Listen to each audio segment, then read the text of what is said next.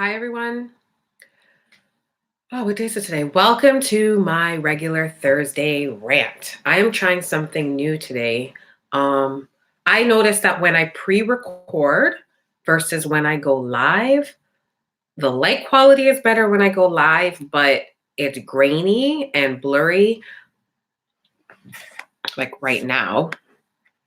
And then when I pre-record, the video quality is way better, but then the lighting isn't so great. I haven't got my light ring yet. So just bear with me, guys. I'm waiting for it to come from Amazon. But for those who are new, for those who are going to catch us on the replay, remember to hit the subscribe button.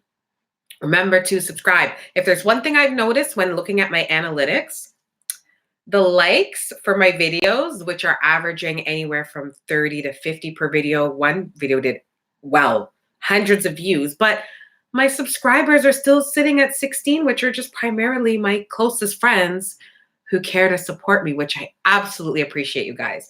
I actually had two new subscribers this week. Thank you so much. You know who you are. I don't want to call out names. I'll just say one is in Ajax, Ontario, and the other one is in Alberta. Thank you guys so much for subscribing. Continue to like, share, comment, share with your friends. Remember, yes, this is a channel for parents primarily with teens and tweens. But like I said, I'm starting to notice that half of my subscribers don't even have kids, but I get a lot of excellent feedback about the things that I'm discussing and the content. So I hope you guys got to catch Monday Money Matters. That got uploaded late Tuesday night, but I hope you guys got to catch it at least at some point. If you haven't watched it, watch part 1 and 2 because I talk a lot about budgeting and I give some fairly simple budgeting tips that anybody can do. Anybody who's looking to try to manage their money better, see where it goes. Again, every Monday I'm doing a 6-week segment. So you can catch week 1, which is just an overview. Week 2 is budgeting. And this coming Monday, I'm going to be talking about, I believe I said debts. So that's what's coming. So today's just my regular rant.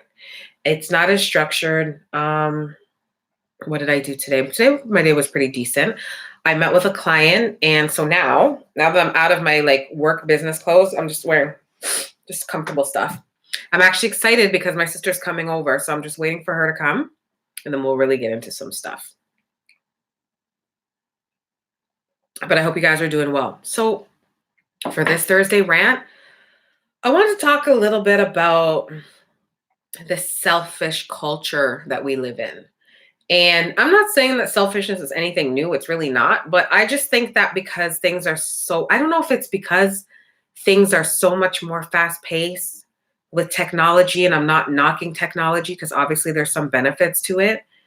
I just find people are just really into things for themselves. Everybody's looking out for themselves first. And I really genuinely think that I find that people are more inclined to help if they will benefit from it.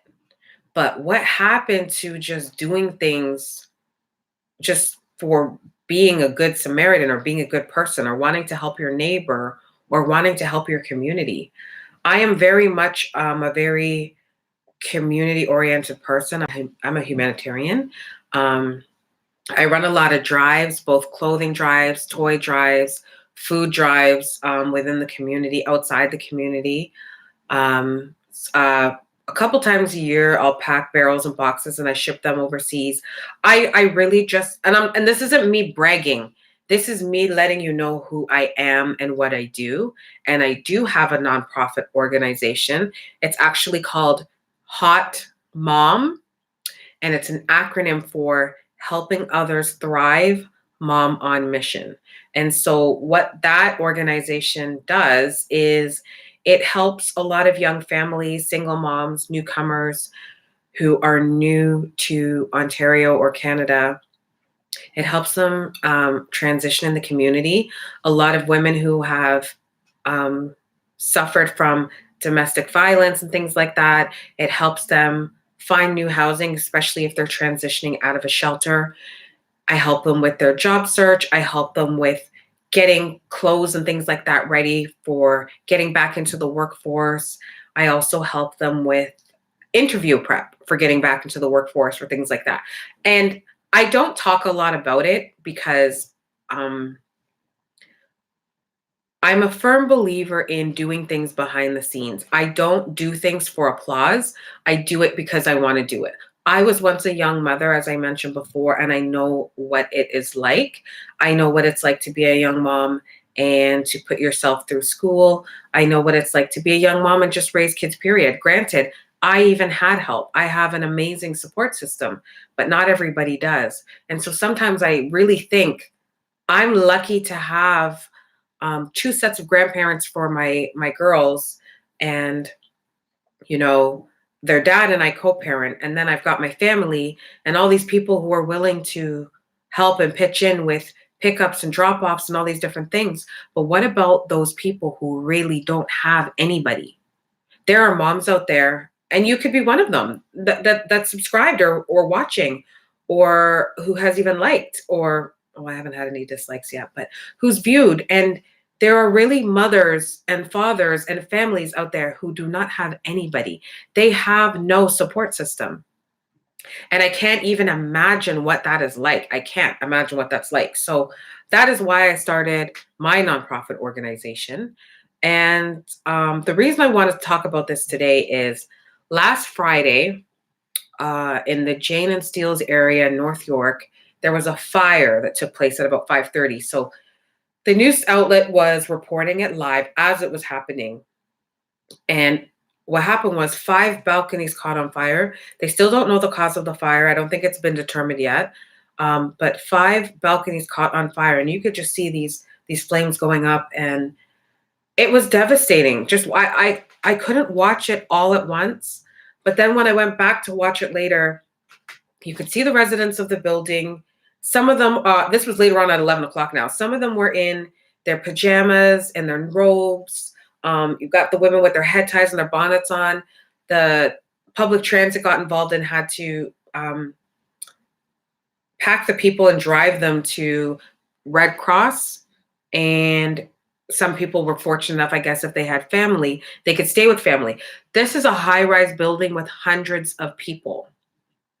Okay, so it was just devastating when you saw the sparks, the flames. You're thinking of secondhand inhalation. You're thinking of anybody in that building who has young children. The hydro goes out, the elevators aren't working. You open the door, it's pitch black. You go on your balcony, you're terrified. You don't know if you're going to be rescued. And I say this to say, I'm fortunate enough to make it home on a Friday evening, put my feet up, relax, and I'm seeing this on the news. And I'm not knocking anybody who just flips the channel and doesn't watch it. Not everybody could take it. Like I said, at one point, I couldn't even watch it anymore. It was just so devastating. I had to go back and kind of update myself as to what happened later.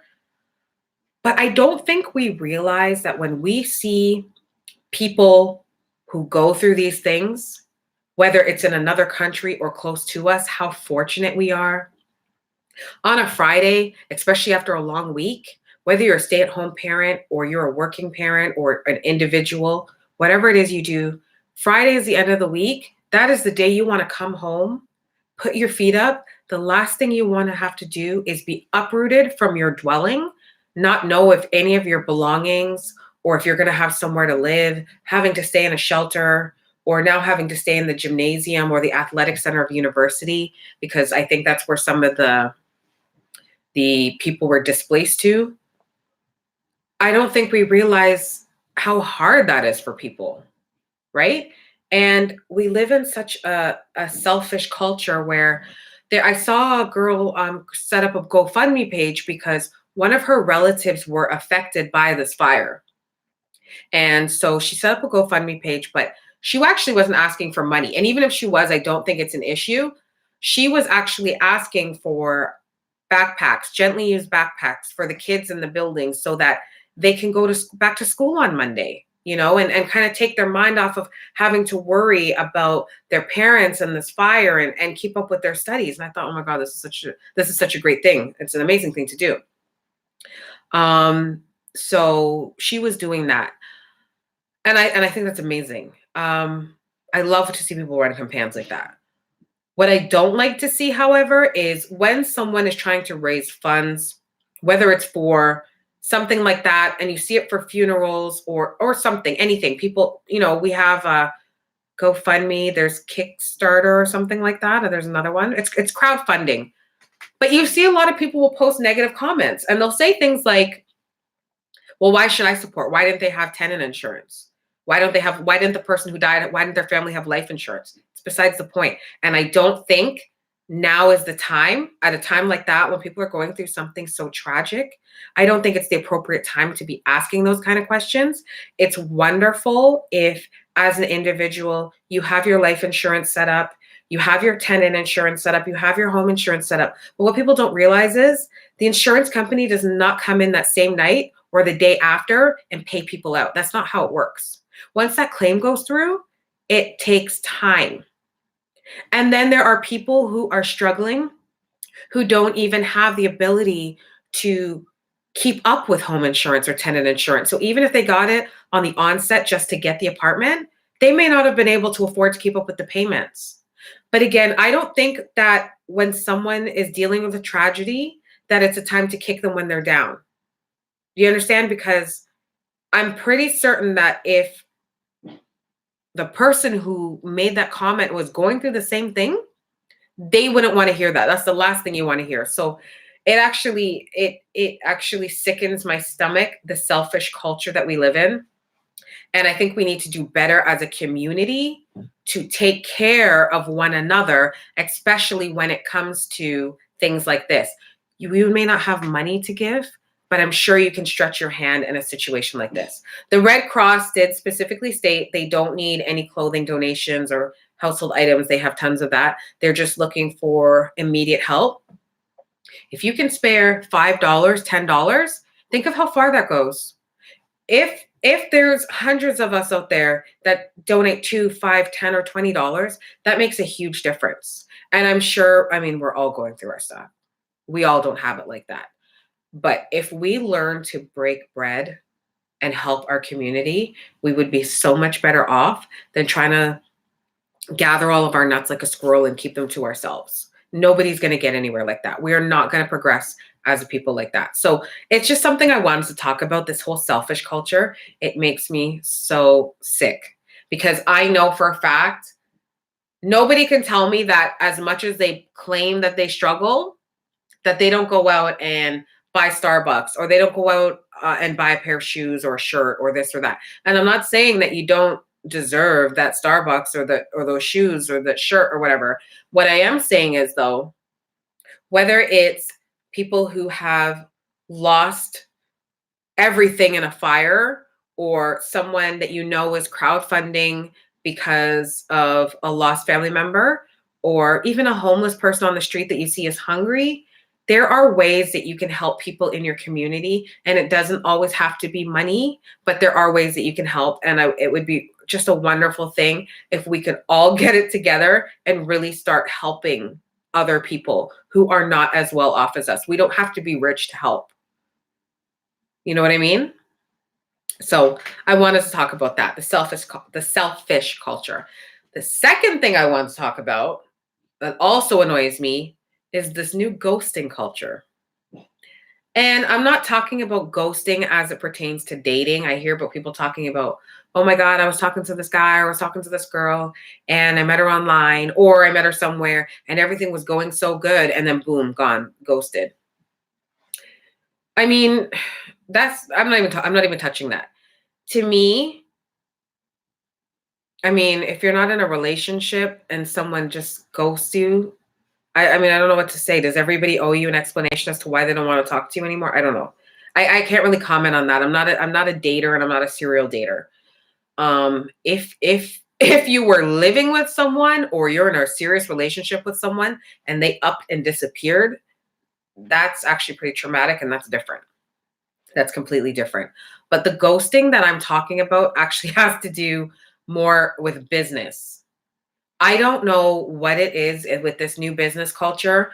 When I worked in the legal field, I worked in legal education, and all of the clients, lawyers, members, anybody that I dealt with, we had I think it was a 2-day turnaround.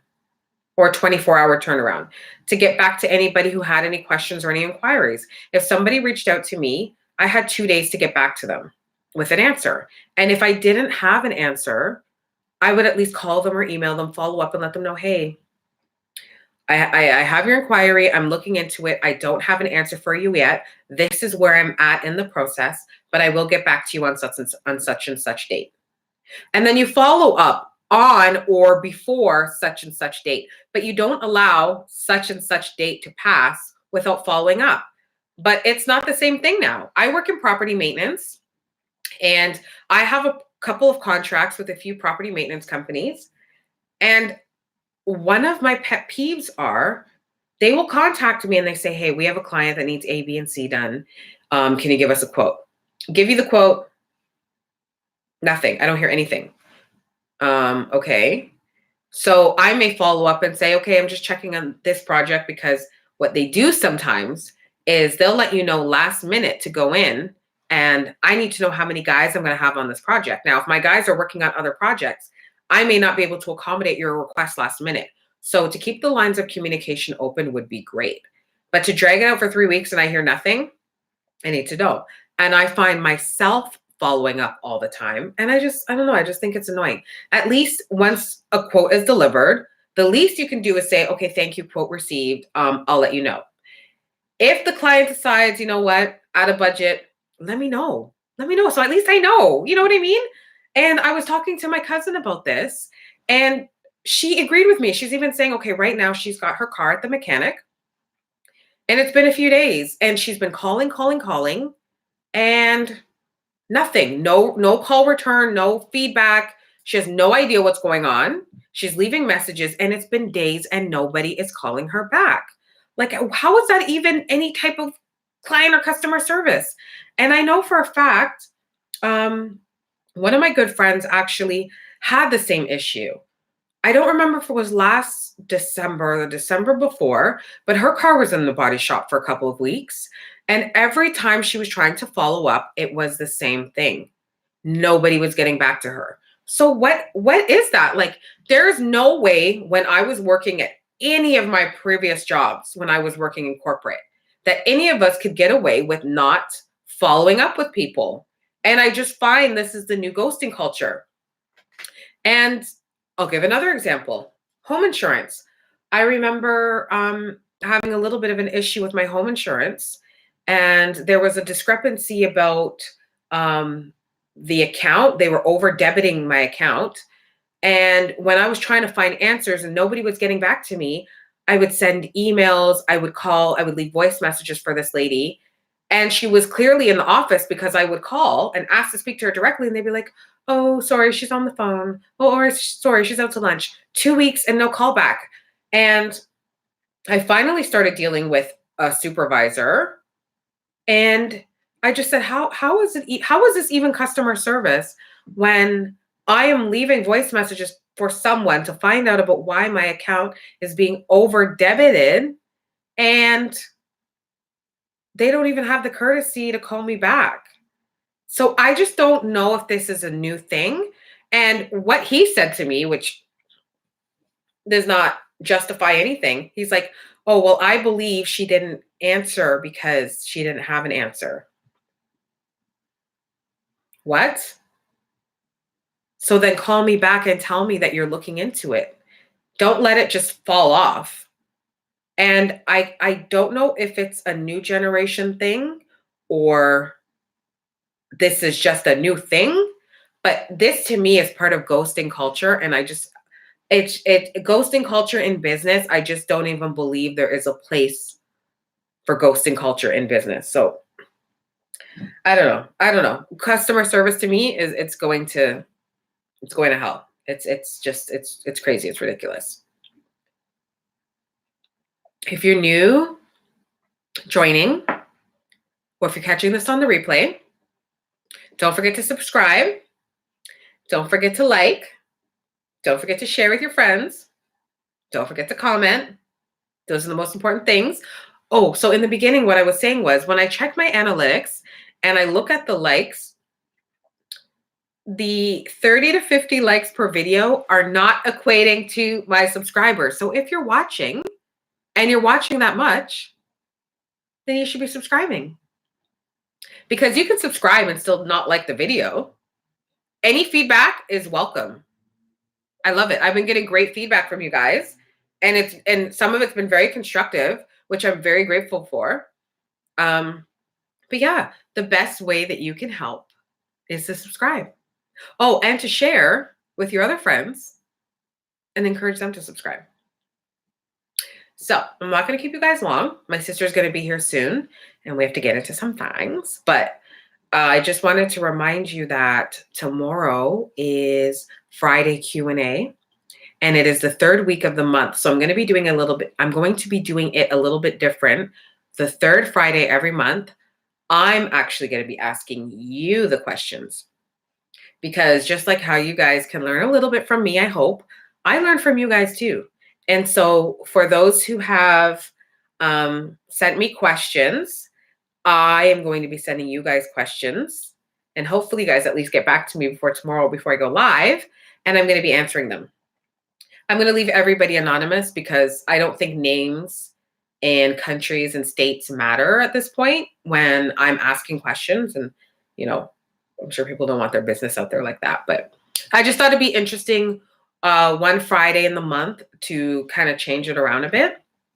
So that is tomorrow. And then remember, Monday coming is going to be Monday Money Matters, week 3. And the topic is going to be debt.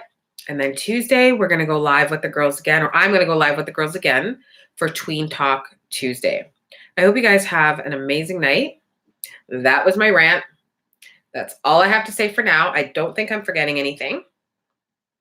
I just really want to talk about this whole culture, this whole selfish and ghosting culture thing that is just driving me insane. It's just annoying. Just want to get it off my chest, you know? So once again, like, share, comment, subscribe. I hope you guys have an amazing night, and I will see you guys tomorrow for Friday Q&A. Bye.